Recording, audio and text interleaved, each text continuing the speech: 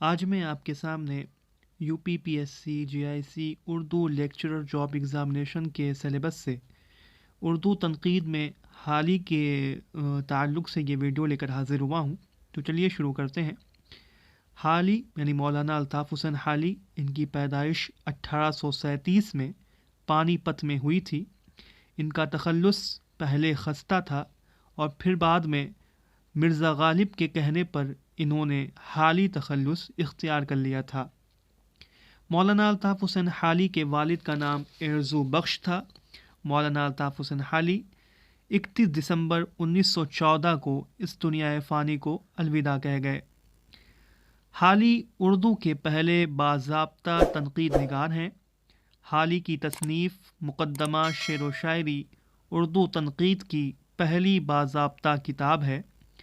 مقدمہ شعر و شاعری پہلی مرتبہ 1893 میں شائع ہوئی. آل احمد سرور نے مقدمہ شعر و شاعری کو اردو کا پہلا مینیفیسٹو قرار دیا ہے.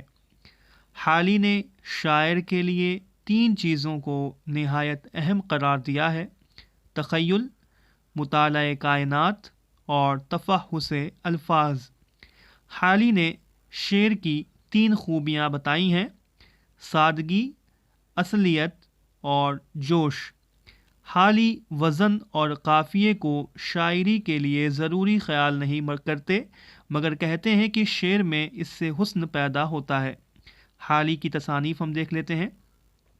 حالی کی تصانیف میں حیات سعدی، یادگار غالب.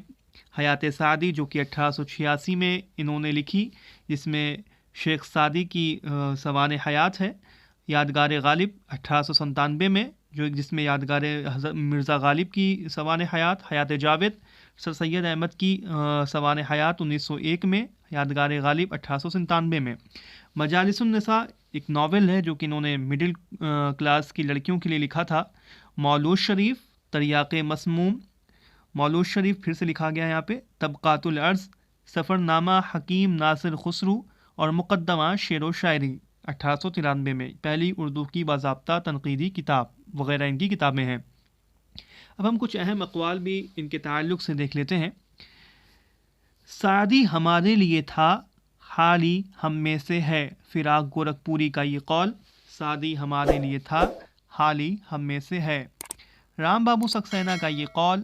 مسدس حالی ایک الہامی کتاب ہے. مسدس حالی ایک تارہ ہے جو اردو کے افق شاعری پر طلوع ہوا. رام بابو سکسینہ کا یہ بھی قول ہے کہ مسدس حالی ایک تارہ ہے جو اردو کے افق شاعری پر طلوع ہوا. حالی کی اہمیت تاریخی ہے، شاعر کی حیثیت سے بھی اور نقاد کے حیثیت سے بھی، اور یہ اہمیت ہمیشہ باقی رہے گی. کلیم الدین احمد کا یہ قول. اگلا قول مولوی عبدالحق کا ہے کہ یادگار غالب نے غالب کو زندہ کر دیا. یادگار غالب جو کہ مولانا الطاف حسین کی لکھی ہوئی غالب کی سوانح حیات ہے. آل احمد سرور کا اگلا قول ہے کہ ان کے یہاں حیرت انگیز توازن، حیرت انگیز گہرائی اور اثر موجود ہے جو جدید شاعری کے پیغمبر اور اردو کے بہترین شعراء میں ہے. آل احمد سرور کا یہ قول ہے.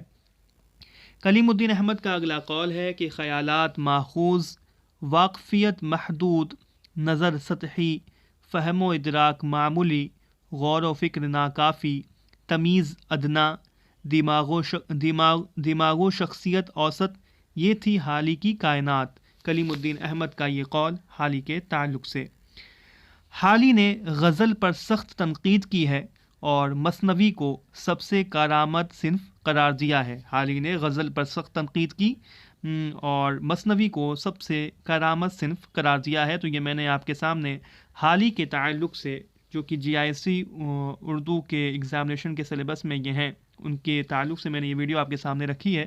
اور دیگر جو تنقید نگار اور تحقیق نگار، حافظ محمود شیرانی، قاضی عبدالودود، رشید حسن خان، امتیاز علی عرشی خان وغیرہ جو لوگ ہیں، ان کے تعلق سے بھی میں جلدی آپ کے سامنے ویڈیو رکھوں گا.